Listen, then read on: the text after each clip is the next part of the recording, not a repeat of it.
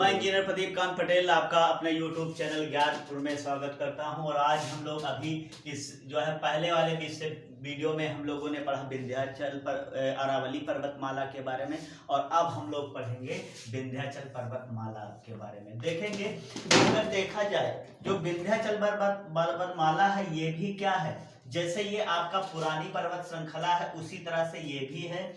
और इसको क्या कहा जाता है, ये भी कैसी पर्वतमाला है, एक अवशिष्ट पर्वतमाला है। और इसको क्या कहा जाता है, ओल्ड फोल्डेड माउंटेन कहते हैं। कैसा है, ओल्ड फोल्डेड माउंटेन रेंज है। क्लियर। तो जो विंध्याचल पर्वतमाला ये कैसी है, ओल्ड फोल्डेड है। अगर हम लोग देखेंगे तो ये पड़ता है जोबाट। अगर इसकी भौगोलिक स्थिति देखेंगे तो ये जोबाट पड़ता है, कहाँ पर है, गुजरात में। क्लियर। और उसके बाद जो है ये शुरू तक गुजरात, फिर इसके बाद ये आपका मध्य प्रदेश, दूसरा आपका यूपी, बिहार और झारखंड, यहाँ पर ये आपका है। अगर देखा जाए तो ये जोबाट गुजरात से शुरू होगा और सासाराम पड़ता है बिहार में। कहाँ पर है, सासाराम बिहार में है। यहाँ तक ये लगभग 1200 किलोमीटर की रेंज में फैला है।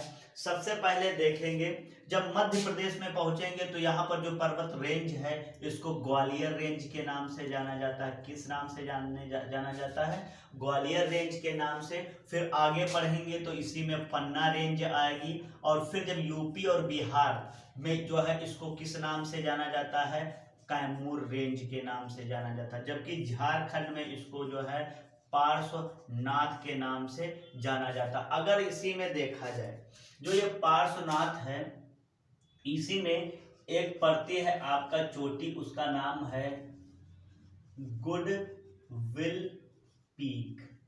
ठीक, क्या नाम है, तो जो विंध्याचल पर्वतमाला है इसमें एक चोटी का नाम है, उसको कहते हैं गुडविल पीक कहते हैं। ठीक, गुडविल पीक कहा जाता है। इसको हिंदी में कहते हैं सद्भावना। क्या कहते हैं, सद्भावना, या इसी को कहीं कहीं पर पार्श्वनाथ लिखा मिलता है। क्या मिलता है, पार्श्वनाथ। तो ये इसकी सबसे ऊंची चोटी है। तो गुडविल पीक क्या है, विंध्याचल पर्वतमाला की सबसे ऊंची चोटी है। तो विंध्याचल पर्वतमाला की सबसे ऊंची चोटी कौन सी है, गुडविल पीक है। और ये जो है 775 किलो जो है ये आपका मीटर ऊंची है। क्या है, 775 मीटर ऊंची है। क्लियर। अब अगर जो हम लोग इसके बारे में बात करेंगे, ये तो देखेंगे अगर देखा जाए तो इसके उत्तर में कई पठार और जो है स्थित हैं, और दक्षिण में अगर हम लोग बात करेंगे तो ये अरावली पर्वतमाला, और इधर जो है ये आपका जो है विंध्याचल। यहाँ पर एक पठार है फैला, इसका नाम है मालवा पठार। क्या नाम है, मालवा पठार। ठीक, इसके बाद आगे बढ़ेंगे तो इसी में, ठीक, तो जो पन्ना है और एक कैमूर, यहाँ पर जो है ये आपका पठार है, इसको रीवा पठार कहते हैं। क्या कहते हैं, तो इसी में देखा जाए मालवा पठार है, फिर इसी में आपका रीवा पठार है। ठीक, और फिर है जो ये कैमूर और ये वाली रेंज है, इसके बीच में अगर देखा जाए, ठीक, तो भांडेय पठार है। और जो आपका मध्य प्रदेश और इधर ये ग्वालियर वाला पार्ट है, इधर दक्षिण में ये आपका कहलाता है बुंदेलखंड पठार। जो यूपी और एमपी का पार्ट है तो इसको कहेंगे बुंदेलखंड पठार। और इसके बाद जब यहाँ आगे झारखंड में पहुंचेगी तो इसके दक्षिण में कौन सा पठार है, तो वो है छोटा नागपुर पठार। कौन सा, छोटा नागपुर पठार। ठीक, तो ये कुछ पठार हैं इस पर्वत रेंज में। अगर देखा जाए जो ये जो आपका पड़ता है विंध्याचल पर्वतमाला, इसके दक्षिण में एक नदी बहती है, उस नदी का नाम है नर्मदा। क्योंकि हम लोग अभी सतपुड़ा पर्वतमाला, तो उसकी एक चोटी है अमरकंटक, वहां से निकलती है। तो ये क्या है, इसी को नर्मदा घाटी भी कहते हैं। क्या कहा जाता है, तो नर्मदा घाटी इसके दक्षिण में कौन सी है, तो नर्मदा घाटी स्थित है। क्लियर। आगे हम लोग इसमें जानेंगे विंध्याचल पर्वतमाला के बारे में। अगर देखा जाए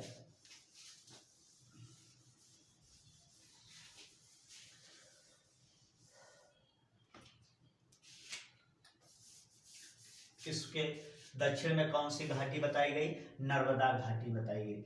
अगर यहाँ पर देखा जाए कि जो है इसमें कौन कौन सी जनजातियां हैं, तो वो जनजातियां आपका पड़ेगा कर्मा, ये छत्तीसगढ़ में है, छत्तीसगढ़ में।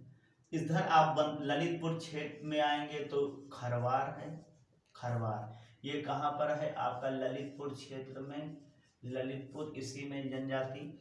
इसके बाद आएंगे तो देखेंगे मुंडा, ये आपका बिहार और झारखंड का पार्ट है, तो मुंडा जनजाति।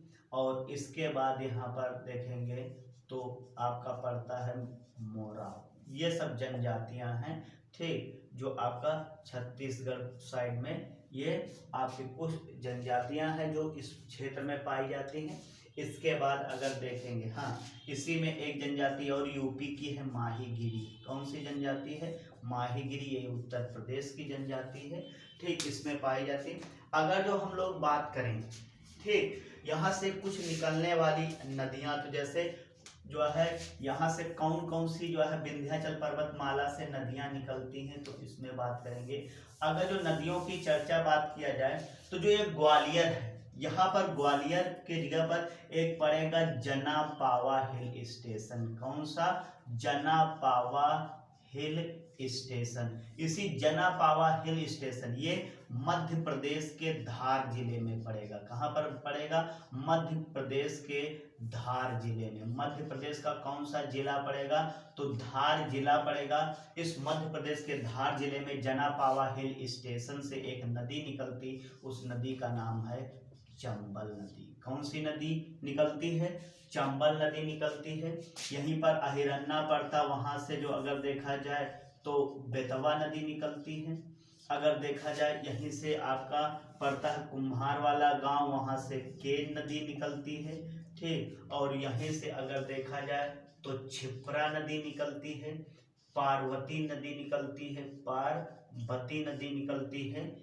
और फिर ये सारी जो है नदियां कहाँ से निकलती हैं? तो विंध्याचल पर्वतमाला से निकलती। एक और जो आपका एक पन्ना रेंज बताया गया था आपका मध्य प्रदेश में, इसी पन्ना रेंज में, ये पन्ना जिले में है, और यहाँ पर एक खान पाई जाती है, पन्ना खान। क्या पाई जाती है? पन्ना खान। तो इसी में अगर देखा जाए तो पन्ना खान पाई जाती है विंध्याचल पर्वतमाला में, और यह जो है हीरे उत्पादन के लिए जानी जाती है। किसके लिए जानी जाती है? तो हीरे। अगर देखा जाए तो जैसे गुंटूर की खान आंध्र प्रदेश में हीरे की, ऐसे पन्ना मध्य प्रदेश की हीरे की खान है।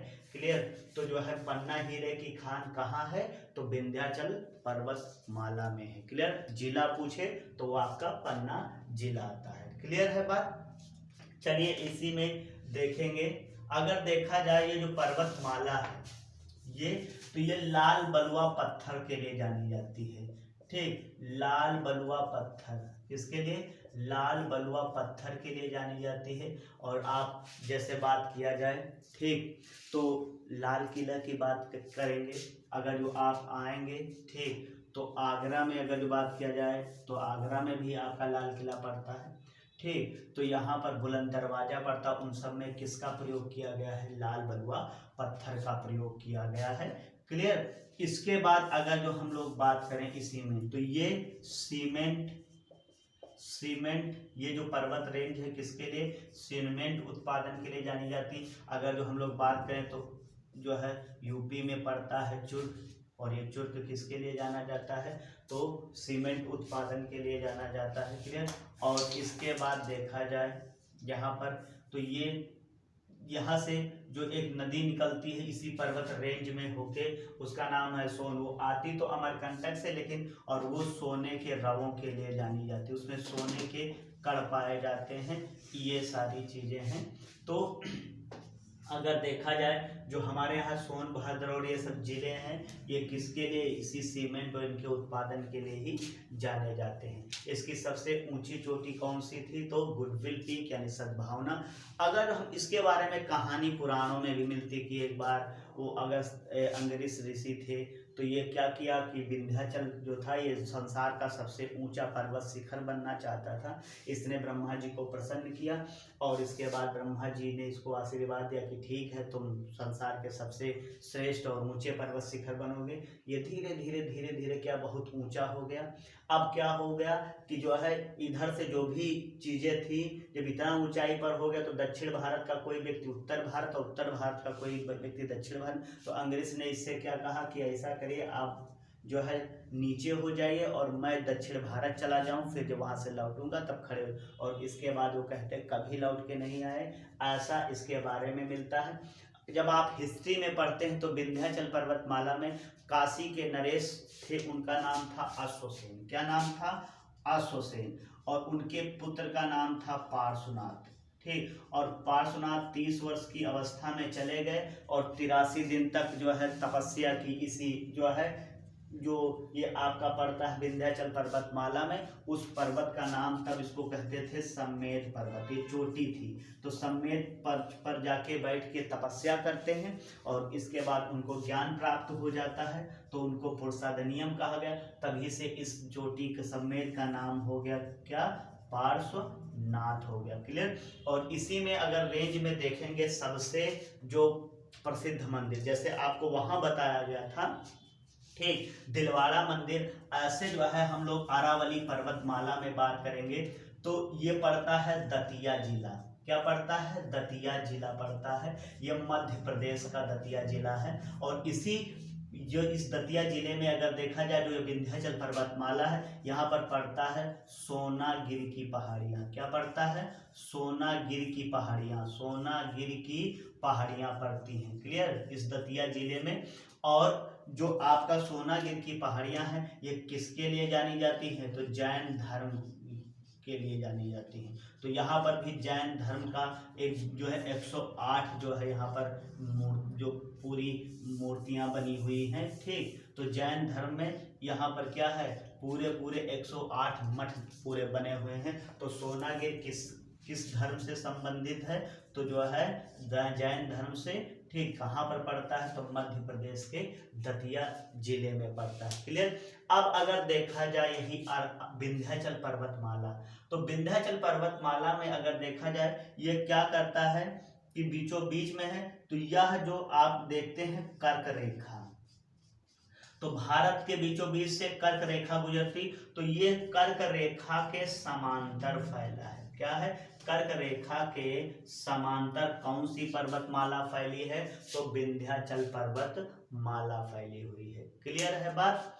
ठीक, अगर देखा जाए यहाँ से जो पर्यटक स्थल में, तो एक तो सोनागिरी हो गया और दूसरा आपका जनापावा हिल स्टेशन हो गया। क्या हो गया? जनापावा हिल स्टेशन हो गया। क्लियर है।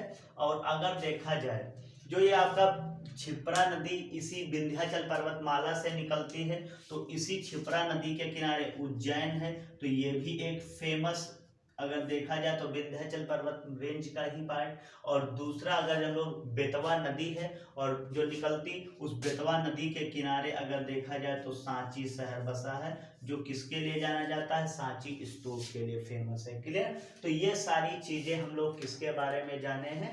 जो है विंध्याचल पर्वतमाला के बारे में। क्लियर। तो विंध्याचल पर्वतमाला में अगर जो बात किया जाए तो जैसे दतिया हो गया, पन्ना की खान हो गया, ठीक, ये सारे कोई, और जनापावा हिल स्टेशन, ये सारी चीजें, इसकी गुडविल पीक, हाईएस्ट पीक, ये सारी चीजें इसके बारे में।